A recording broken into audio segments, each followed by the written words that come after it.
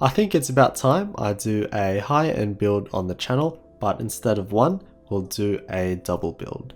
So today we have the Canoe by Percent Studios, which is from a group buy a while back.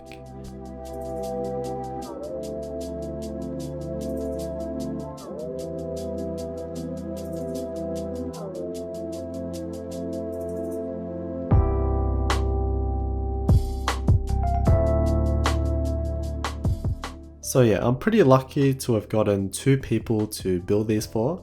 The first one I have is this white and red version, and then we have a black and grey version. And the case comes pre-assembled in the box, but we still of course have to take it apart.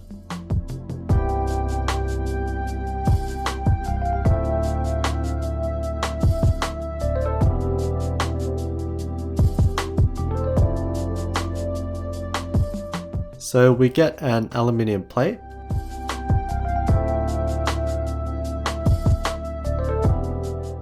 an aluminium weight, and yes, it's just alus, so it's not like a brass weight or anything that would actually make the thing heavier, coming in at just under 300 grams.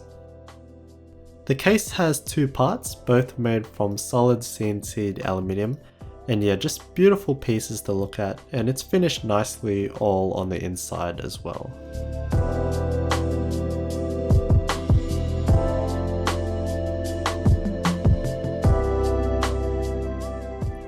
These PCBs are known to be kind of dodgy, with a bunch of people having issues, so I was glad that they worked out of the box by testing them with tweezers, but they do look really nice with that matte black solder mask. For the whiteboard, I'm using GMK screw-in stabilizers with a bit of super lube applied. And for the blackboard, we're using some Rich Boy Zeal stabs, which look really nice by the way with the transparent housing and gold-plated wires and screws. However, there was an issue with the spacebar stabilizer, so I realized that it wasn't coming up all the way, and looking closer, I actually realized that the wire was hitting the edge of the plate. So basically the plate wasn't giving enough clearance. So yeah, I had no choice but to give it just a little file to give it that clearance. And to be honest, it's not that bad, like most of the filing was done on the underside, so you can't really see it. Plus, of course, when assembled you can't see it at all. Still would rather not do it though. For the key switches, both boards have them Zeal PC goodies. For the whiteboard, we have 67 gram Zealios, which are smooth linear switches. And for the blackboard, we have 67 gram Xylents, which are silent tactile switches, and we'll see them at the end with the sound tests and all. Alright, so now to put it all together, and by the way, all of these screws are good solid hex screws.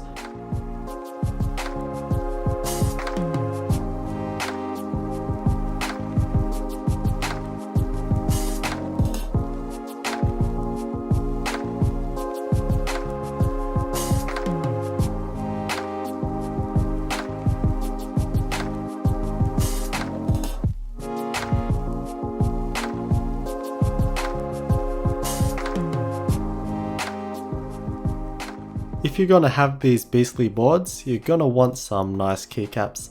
For the whiteboard, we have GMK Red Honey. Made in Germany, GMK keycaps are highly regarded in the community for their quality and feel, but they are ABS plastic, which is seen as a positive by some, while others think the other way because they do shine over time. And we get some pretty good compatibility as well, but we also got this extra kit.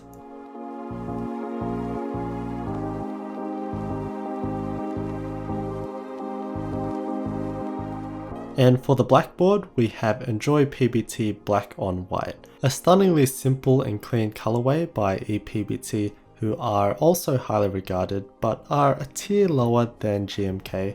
Both companies do use the popular cherry profile, being shorter than your typical OEM caps.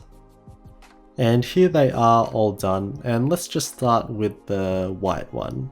This board is stunningly cohesive.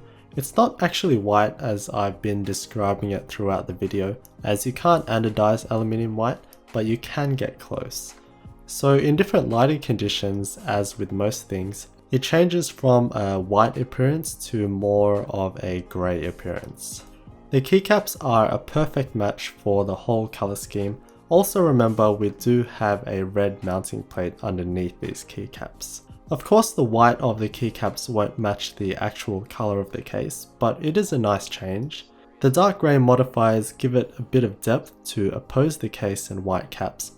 And then of course the red legends for that edge and colour, which really brings it to life. The anodization is of a high quality, being harder and more durable, while having a softer feel. Both of the ones I have here came in pretty much perfect condition. However, you may notice that there are no rubber feet or anything included. So it's just aluminium against whatever surface you put it on. It's pretty stable on the desk, but you just don't feel comfortable putting like a $500 board on a table just like that. Now the black one has kind of a stronger and contrasting look. This time we have a black top and grey bottom, which again is very clean. These ePBT black on white keycaps are very strong, as it's quite a bright cool white. Usually with white keycaps we'd get something a bit warmer, but this makes them stand out a whole lot more, so it matches the black perfectly with that strong contrast. Whether it matches with the grey, I'm not so sure, but it's definitely not out of place. The 65% form factor is a sweet spot for me personally. I always felt like it was the perfect balance between size and functionality, with the few nav keys and dedicated arrow keys on the right, but yeah, everyone is different. And here's how they sound.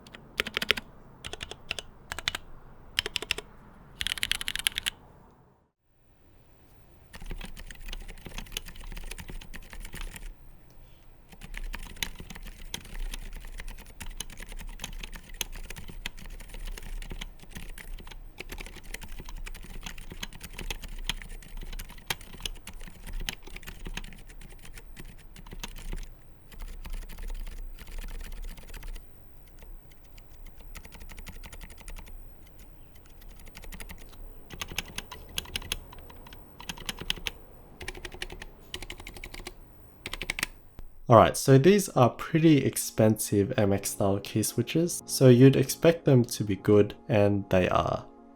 The Xylants are silent tactile key switches, basically being a silent version of the well-regarded Zelios. So they have these little dampeners on the stem, making them very quiet, as you would have heard, and the tactile bump is still quite prominent and rounded, but it feels different because of those dampeners, so everything feels softer in a way.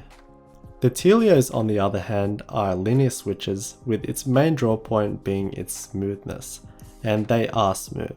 Probably the smoothest MX style switch I've personally used, and combined with the high quality keycaps and the hefty case, it makes for a real solid typing experience, but they're also quite loud, perhaps because they're so clean. Alright, so before I end this, unfortunately it's not all perfect. At the time I recorded this audio, the PCB of the white and black Canoe is not functioning. I tested the PCB before building and it worked, and I already knew that these PCBs are dodgy with quite a few people having problems, so I did take care when building, but somewhere in the process I must have done something to upset it, so yes, super disappointing. I just really hope that I can fix it. Overall, these are two absolutely fantastic looking boards. The case design is stunning, being elegant, but at the same time having a strong character with its smooth angular design. Both boards look unique in their own ways, and the owners definitely went hard with pretty much everything, like the switches, stabs, keycaps, everything is pretty much right up there. I know doing this may not make sense for a lot of people, but it is a hobby and people can do what they want, and I for sure enjoyed building these beautiful keyboards. If you're in Sydney and want to see other decked out keyboards, we have a meetup coming up in December. I'll put the links in the description if you want to check it out.